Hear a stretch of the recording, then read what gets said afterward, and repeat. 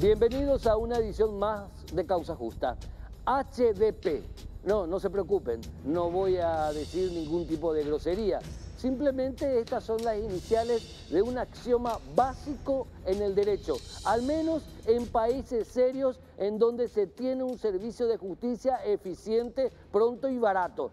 Cuando decimos HDP en este contexto, estamos queriendo decir hecho, lo que sucede, derecho, si se puede aplicar una norma a lo que sucedió, prueba, lo que confirma que ese hecho a través del derecho sucedió realmente y por ende se debe aplicar lo que corresponde. HDP, hecho, derecho y prueba, más que nada son las bases, palabras por separado que tal vez no dicen nada, pero juntas son como una especie de coraza, insisto en esto, en países serios, ante todo intento de desvirtuar el servicio eficiente de la justicia, pero fundamentalmente este ejercicio tan interesante en democracias que aún permanecen o siguen fortaleciéndose, en donde la inocencia es un estado pleno del ciudadano, que la Constitución Nacional o nuestras constituciones nacionales indican en sus preámbulos que todos somos inocentes hasta que se pruebe lo contrario, no al revés,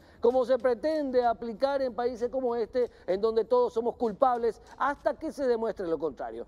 HDP, no se olvidan nunca de esas palabras, hecho, derecho, prueba. Nos lo recordaba en programas anteriores, tal vez uno de los mejores procesalistas de Iberoamérica, el doctor Gustavo Calviño. Esto es necesario que nosotros como ciudadanos, no importando que seamos o no parte de la Administración de Justicia, o tengamos un proceso, no importando si seamos o no abogados, sino simplemente como ciudadanos, debemos tener en cuenta que todo proceso, toda causa, todo expediente debe tener estos axiomas como un elemento principal.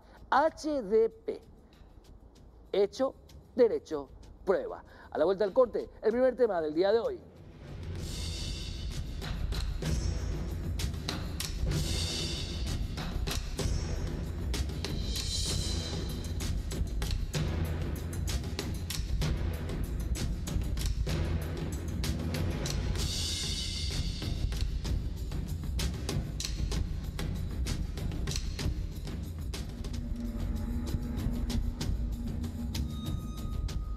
Y a lo largo de estos 14 años en Causa Justa hemos insistido sobre muchas cuestiones hasta parecer repetitivos, y es como si justamente no teníamos otro tema del que hablar, y era preocupante porque nuestros insistentes llamados en diversos puntos que tienen que ver sobre la política criminal, sobre la administración de justicia, obviamente insistíamos porque nunca veíamos como programa que esos puntos que nosotros señalábamos se solucionasen de alguna manera, aunque sea mínimamente.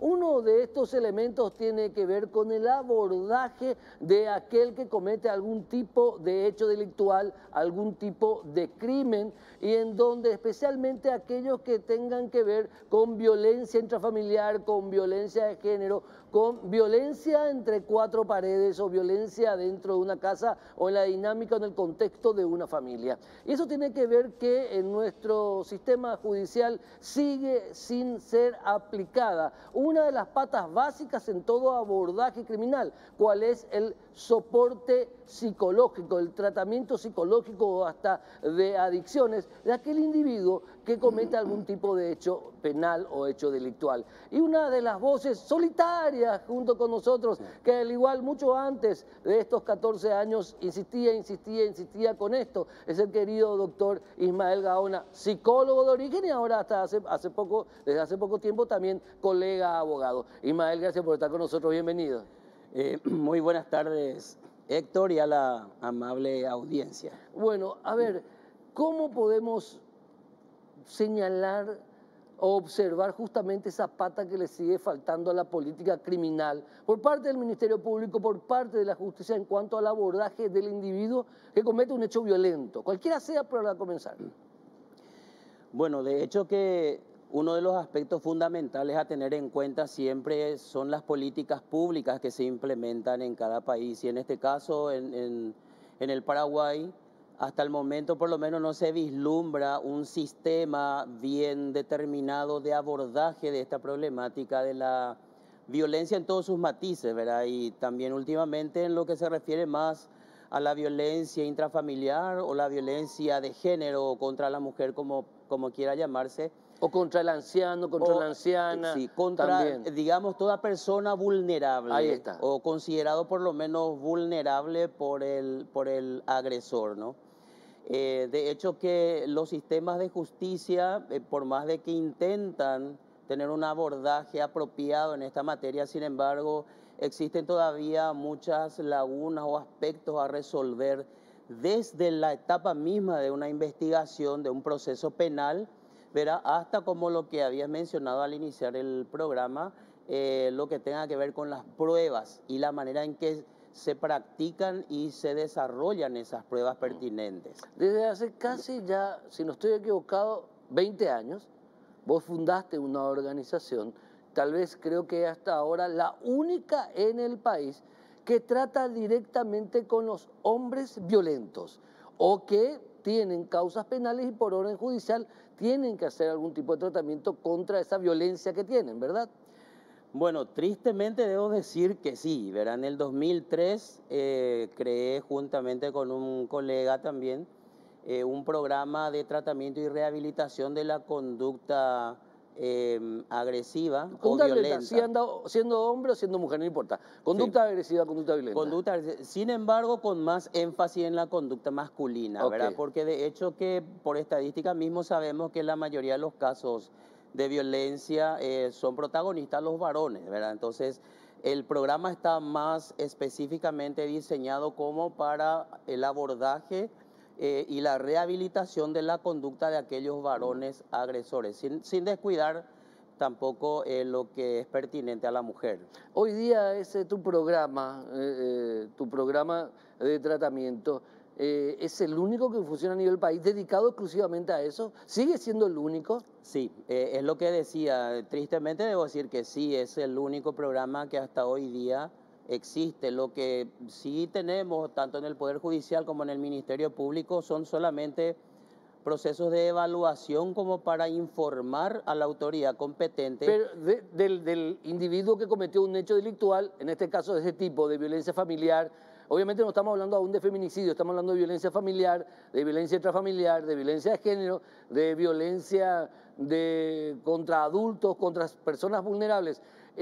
En el Ministerio Público y en el Poder Judicial realmente no funciona un sistema de tratamiento, sino un sistema de evaluación para graduación de pena, o sea, es otra cosa. Exactamente, un proceso de tratamiento o rehabilitación, por lo menos en la experiencia que me tocó en el país y trabajando desde el 2003, diría que necesitamos al menos 50 sesiones terapéuticas o el equivalente a 12 meses aproximadamente para poder encontrar un sistema de tratamiento que sea realmente eficaz, de tal forma que la persona violenta deje de utilizar la agresión o la violencia como método de resolución de conflictos, ¿verdad? De hecho que ninguna institución del país, tanto oficial como privado, no ofrece este tipo de servicio de tratamiento. Pero ¿verdad que es algo un poco... voy a expresar lo siguiente, mi pensamiento, con algo poco académico. Es tonto. Es tonto que el Estado siga renunciando a tener programas formales de tratamiento del individuo violento, porque a ese individuo violento vos le podés meter en la cárcel, a ese individuo violento le podés poner orden de alejamiento, que no va a hacer caso, le podés meter más adentro de la cárcel, pero al momento que salga su violencia va a expresarse otra vez, porque no fue tratado. Peor, si se le mete en la cárcel, después puede exponerse a algún tipo de vicio, de drogas, alcohol, o fuera también. O sea, seguimos renunciando a un elemento principal del necesario abordaje serio a la violencia. Asimismo, tal vez lo que diga a continuación no sea del agrado de mucha gente. Sin embargo, debo referirme en estos términos, que el Estado es en cierta forma cómplice de estos hechos delictivos en cuanto a que no ofrece una solución integral y eficaz para el abordaje de la violencia.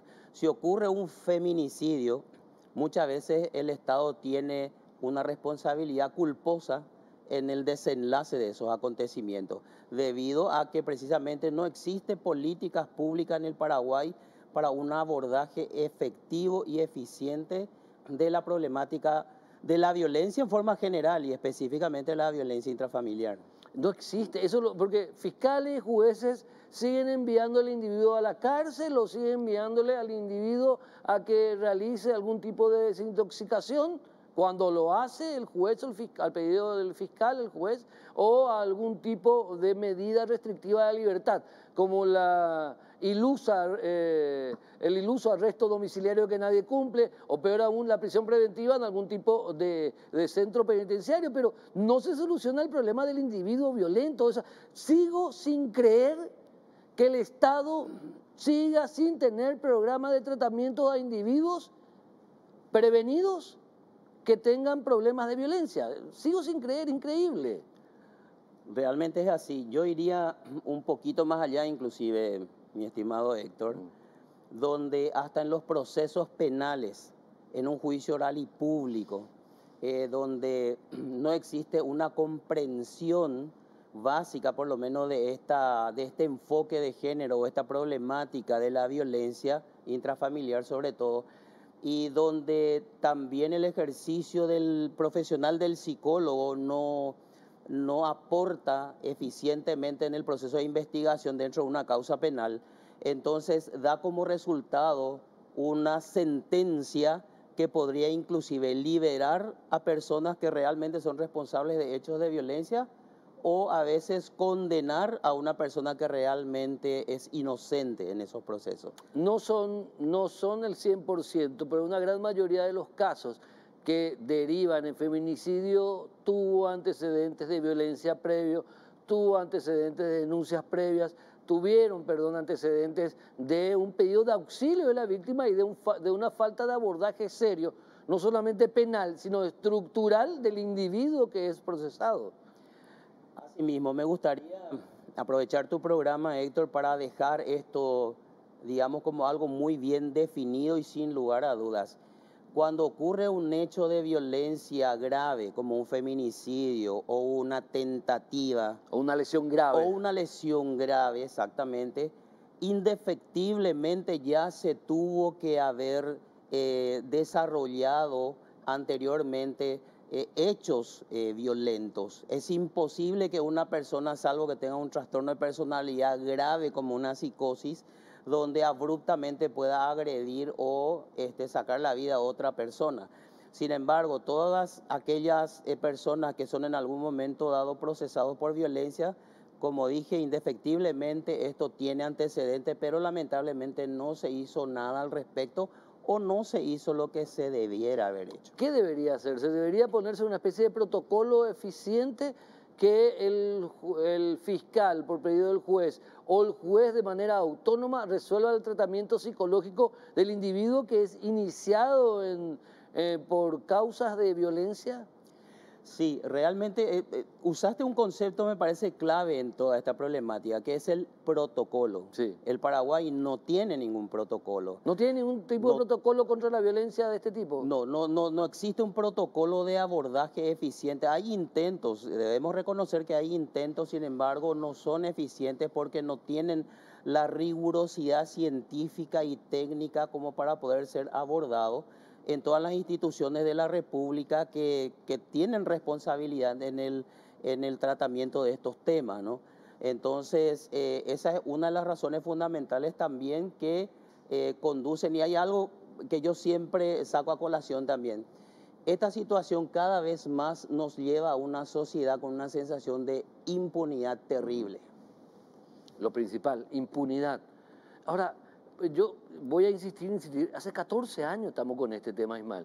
Sí. Penosamente hace mucho no venías y ahora te tenemos otra vez. Yo creí que me ibas a venir a contar buenas nuevas, yo creía que me contarías de que al final de cuentas, al fin, el Poder Judicial, el Ministerio Público acordaron un protocolo que tiene que ver con el abordaje penal del individuo, pero no solamente desde el punto de vista punitivo, sino desde el punto de vista del tratamiento, pero había sido que no hay nada. No hay. Sin embargo, como te decía, no se puede dejar de reconocer el esfuerzo. Se hace un esfuerzo. Claro, Sin embargo, pero seguimos teniendo mujeres que mueren a manos de sus victimarios que antes ya habían denunciado.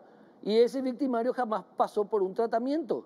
Exactamente, así es. Hace muchos casos tenemos. Sí. Estamos por llegar a los 30 casos de mujeres víctimas de violencia de género, víctimas de feminicidio. Ya casi 30 en lo que va del año. ¿Cómo es posible que sigan tolerando esos números? Exacto. Y no solamente lo que estás mencionando, Héctor, sino también lo que suele ocurrir y cada vez va en aumento significativo también es el homicidio-suicidio, ¿verdad? Entonces, aquel agresor que ultima, digamos, a la pareja posteriormente se saca la vida o por lo menos intenta, ¿verdad?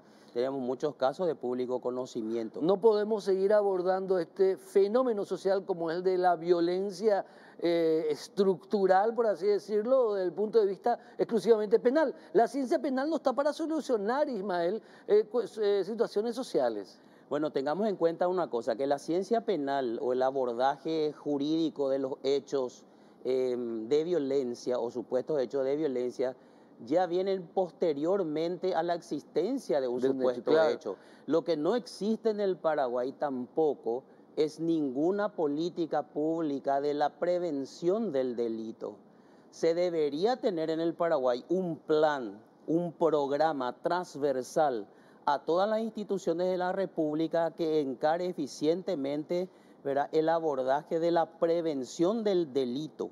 Porque evidentemente cuando nosotros hablamos de que dentro de lo que es la prevención primaria, ¿verdad?, de la educación en las escuelas o de la instalación de valores en las familias, eso no cobra una solidez necesaria porque la estructura del Estado no provee tampoco la continuidad de creación de valores humanos, ¿verdad?, positivos o coherentes en este aspecto.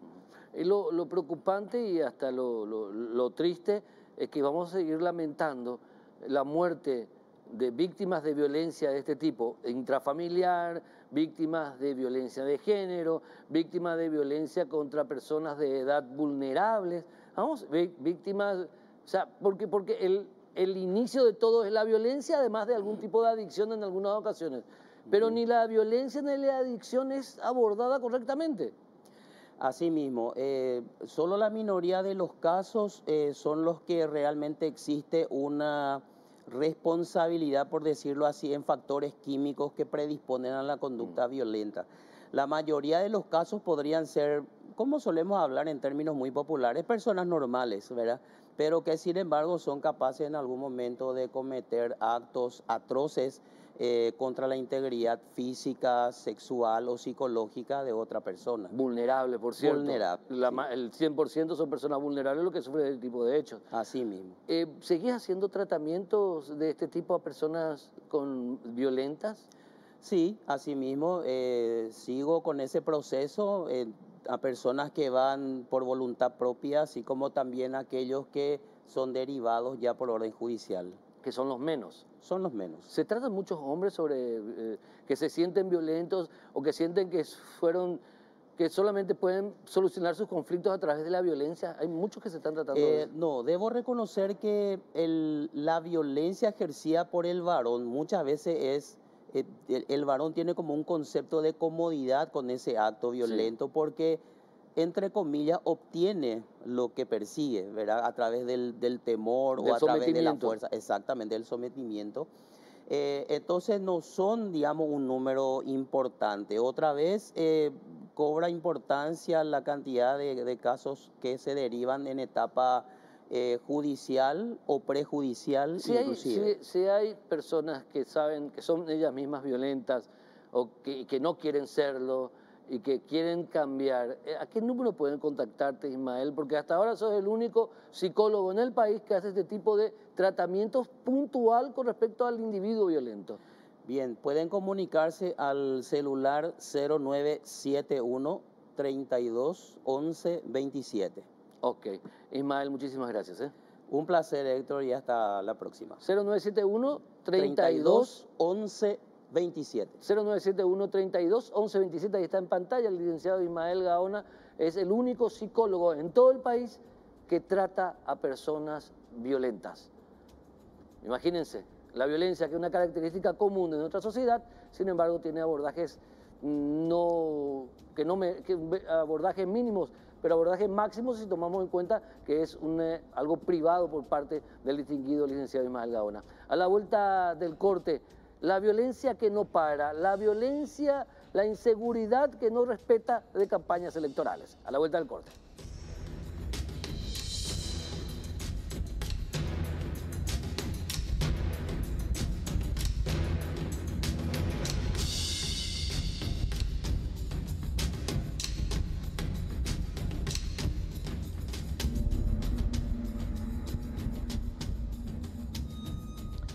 La inseguridad ciudadana, la que sufrimos nosotros, los que no tenemos guardias de seguridad y no andamos en medio de una caravana o que podemos pagarnos el lujo de vivir en un barrio cerrado detrás de murallas vigiladas por cientos de cámaras o bajo un extremo o sistema de seguridad. Esa es la inseguridad que nos golpea. Se habló mucho en estos días de otras cuestiones y penosamente dentro de la campaña electoral, tanto en el Partido Colorado como en la Concertación, no hay nadie que hable de esto, que es una realidad y que golpea justamente al ciudadano que luego tiene que ir a votar.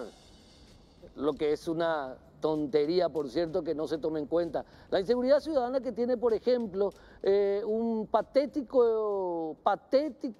patética imagen, triste imagen también, en la de este joven alumno de un colegio en Ciudad del Este que hoy lucha por su vida tras haber sufrido no una, sino 8 cuchilladas por parte de un inadaptado, por parte de un enfermo que no le quita culpabilidad a lo que hizo y que ya tiene 10 entradas a la cárcel. Este joven también, como el alumno del colegio, sin miramiento alguno, prácticamente lo jugó a matar. Este joven, por cierto, aún sigue con vida, pero muy delicado. Entonces, ¿qué pasa? ¿Por qué no se toma en cuenta lo de la inseguridad ciudadana? También un ejemplo que tuvimos hace pocos días atrás, cuando la imagen del video grabado, captada por un video o por una cámara en un colectivo, registraba cómo un asaltante en horas ya de la madrugada, noche madrugada, con una impunidad pasmosa, asaltaba a personas que iban en un colectivo, los famosos ómnibus Mopí, que que funcionan de noche y de madrugada, con una impunidad pasmosa. Bueno, este tipo de temas, ¿podemos seguir tan inseguros por las calles? ¿Cómo es posible, por ejemplo, que se siga retrasando un proyecto de ley que permitiría en la zona de Gran Asunción tener 2.000 cámaras de seguridad que van a estar integradas para reacción inmediata al Grupo Lince? ¿Cómo es posible, por ejemplo, que eso se siga dando? Está con nosotros José Amarilla, nuestro panelista experto en seguridad o en seguridad y también en inteligencia. ¿Cómo estás, José? Bienvenido nuevamente a Causa Justa. Buenas noches, Héctor. Siempre es un gusto estar en contacto contigo. José, lo que mencionaba respecto... Sí, te escuchamos, por favor.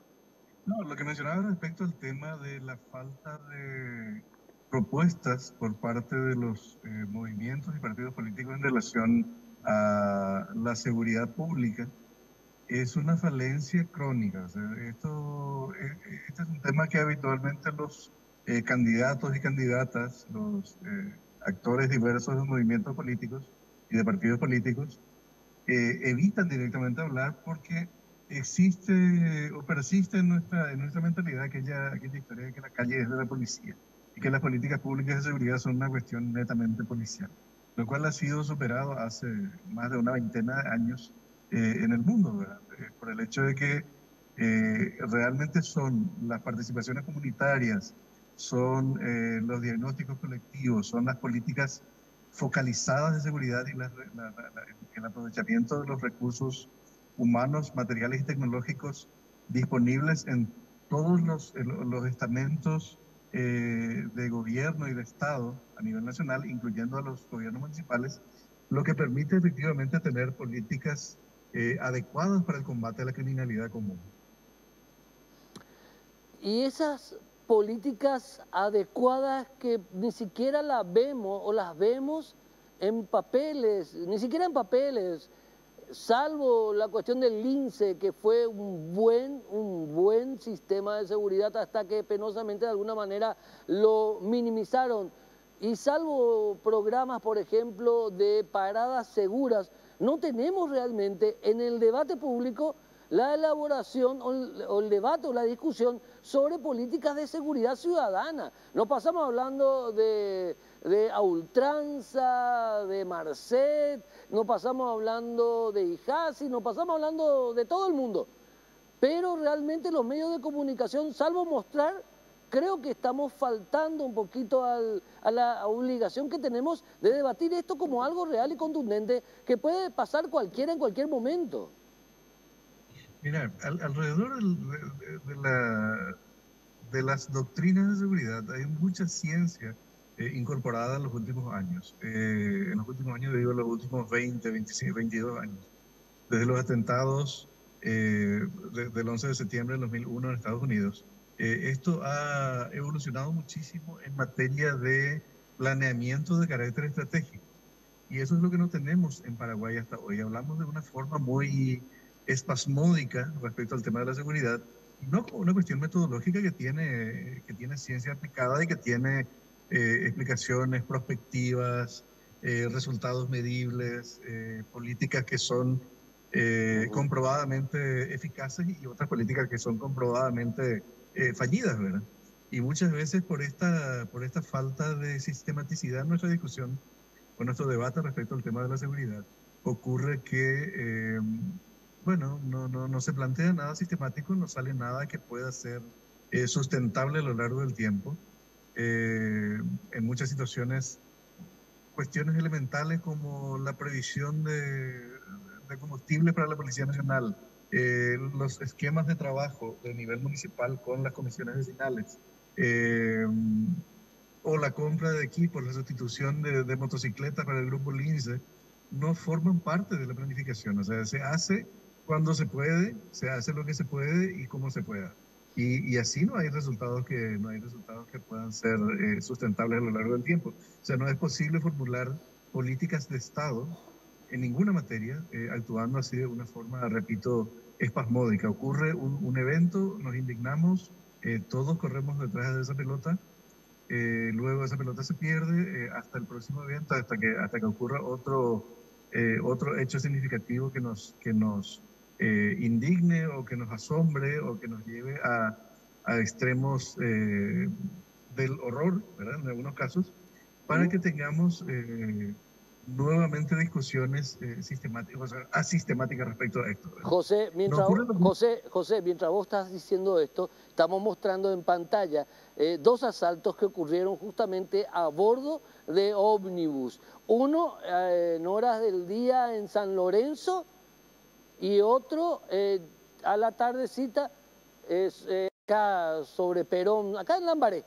Dos eventos, sí. Un mismo tipo de escenario, un colectivo, mismo tipo de víctimas, personas que van en colectivo y la impunidad, se graba eso, pero al pedo que se graba si es que no hay un sistema de reacción inmediata conectado al Lince. ¿Cómo es posible que se debata tanto, mi querido José, con respecto a inversiones que tienen que ver con relación a dar más seguridad a la gente para que se pueda ir a trabajar, a caminar, al restaurante, a visitar a su familia, cualquier cosa, a estudiar lo que sea? ¿Cómo es posible que el Estado paraguayo, José querido, siga sin poder brindarle seguridad mínima a la ciudadanía y que todos cuando estamos en la calle estemos atentos a que no nos toque, como una especie de enorme, de gigante ruleta rusa? ¿Cómo es posible, José?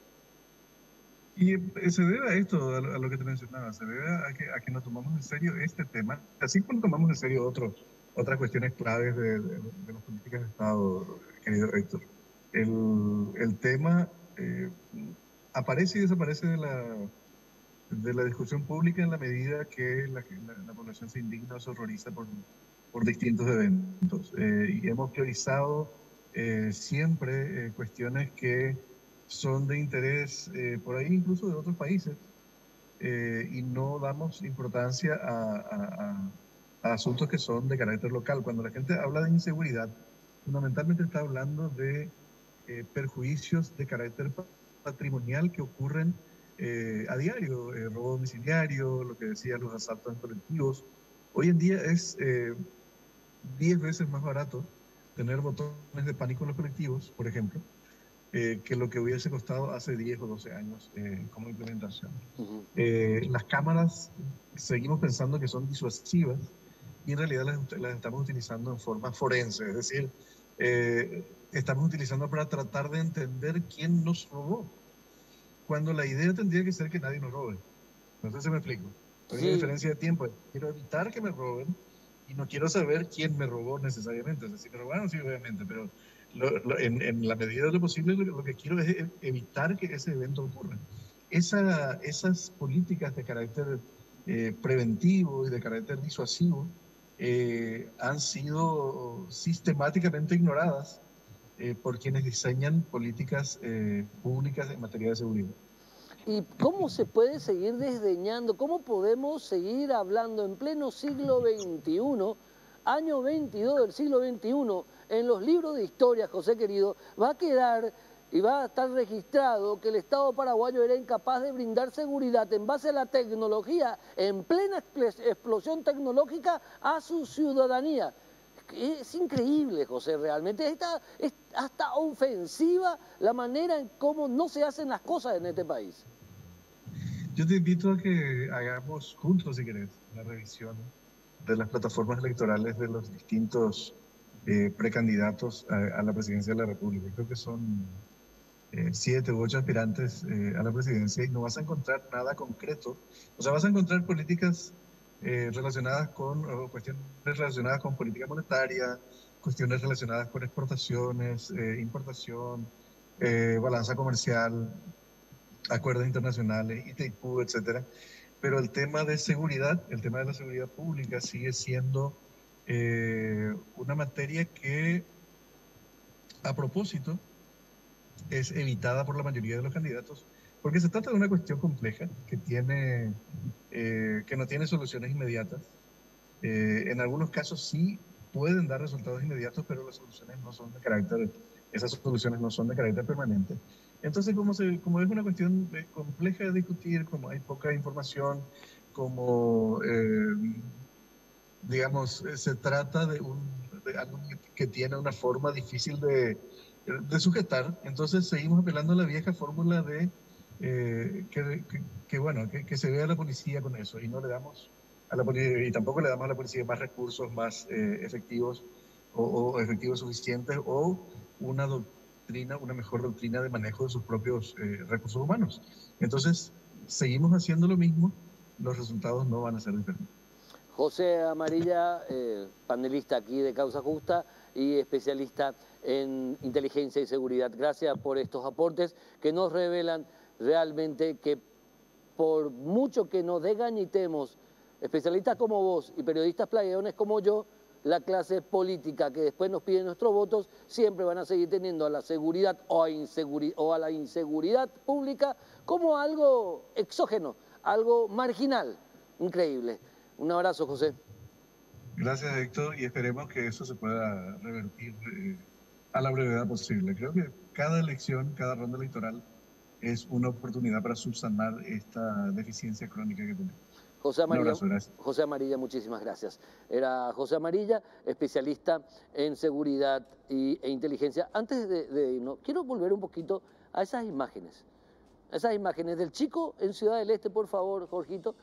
Nino, quiero mostrar un poquito la imagen del chico.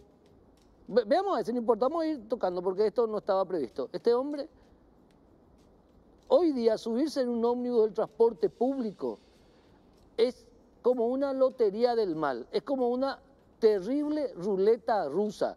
Si no te roban descuidistas, si no te roban carteristas, si no a nuestras esposas, a nuestras hijas, a nuestras madres o a nuestras parientes o amigas no le toca a alguien, a algún degenerado, se le soba por ella, si a un compañero amigo nuestro no se le roba, puede decir que la pasó bien. Aquí está el asalto, esto ocurrió en Ciudad del Este, plena luz del día, pasa un auto y no dice nada. Ese hombre, creo que lo que está pasando es que ese hombre le está clavando 1, 2, 3, 4, 5, 6, 7, 8 puñaladas a un indefenso joven que el pecado que estaba cometiendo era irse a su colegio. Ese hombre, que fue detenido después, tiene 10 entradas y salidas de la cárcel. ¿Cómo es posible que se le haya otorgado otra vez alguna medida alternativa a la prisión? 8 puñaladas que comprometen la vida de este humilde joven. Este es el hombre que fue detenido. Violentísimo, por cierto. ¿Tiene algún tipo de tratamiento contra su adicción terrible al crack? No. ¿Tiene algún tipo de tratamiento con relación a su evidente forma violenta de recorrer las calles? No. No existe. No existe. No. Libre, tranquilo. Sin nada no le hace el otro muchacho, obviamente. ¿Y las cámaras de seguridad? ¿De qué nos sirven las cámaras de seguridad? Las cámaras de seguridad no sirven de registro forense. Ni siquiera sirven. Miren, hay 1, la primera, 1. Después, 2, 3, 4, 5, 6, 7, 8. 8 puñaladas. En plena luz del día, en un barrio en Ciudad del Este. Y la cámara para lo único que sirve para registrar de manera forense lo que sucedió, porque obviamente al ser de un lugar privado no está interconectado a ningún sistema de seguridad. Y acá el Estado paraguayo, no sé a dónde, alguien está trabando que, por ejemplo, en el Gran Asunción tengamos un sistema de seguridad de miles de cámaras conectadas para reacción rápida al sistema LINCE. Y hasta ahora ese proyecto sigue parado porque parece que alguien no recibió su correspondiente cuotita. Una verdadera vergüenza. Realmente es hasta ofensivo que aquellos que piden el voto para que sean concejales departamentales, diputados, senadores, gobernadores o hasta presidente de la República, ni siquiera tomen en cuenta esta situación, pues tranquilamente ellos están por la vida siempre en lujosas camionetas 4x4, algunos protegidos por más de un guardia. La vuelta al corte, vamos a hablar del caso de la senadora Zulma Gómez con una de las fiscales investigadoras de esta causa. A la vuelta del corte.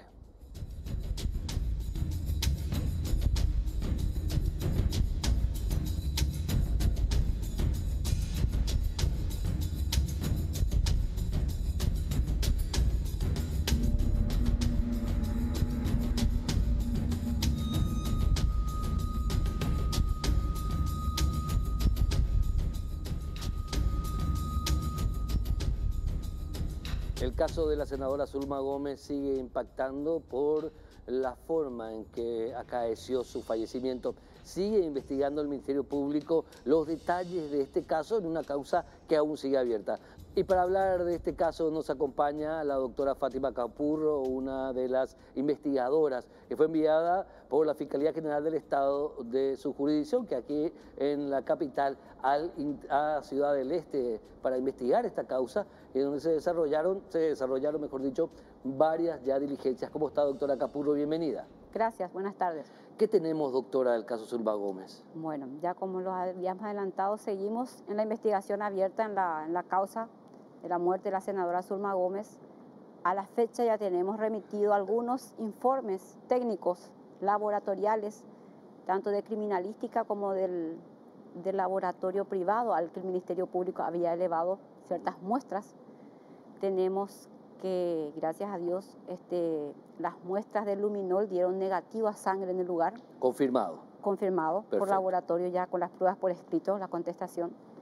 Tenemos también ya el informe de la autopsia, ¿verdad? De las muestras que se habían tomado el día de la fecha de la autopsia, que también vamos a estar ya compartiendo posteriormente con todos ustedes, pero que nos está ya, digamos, induciendo a ciertos elementos que pudieron ser detonantes en esta causa. Cuando hablamos de ciertos elementos, estamos hablando de que se encontraron rastros. Se encontró alcohol, se encontró ciertos medicamentos tranquilizantes y anticonvulsionantes, que ya el médico forense se va a encargar con la gente de criminalística de hacer un estudio anatomopatológico y va a estar elevando en la brevedad para que técnicamente también nosotros podamos dar ya un veredicto en la causa. ¿Se encontró un alto nivel? Alto nivel.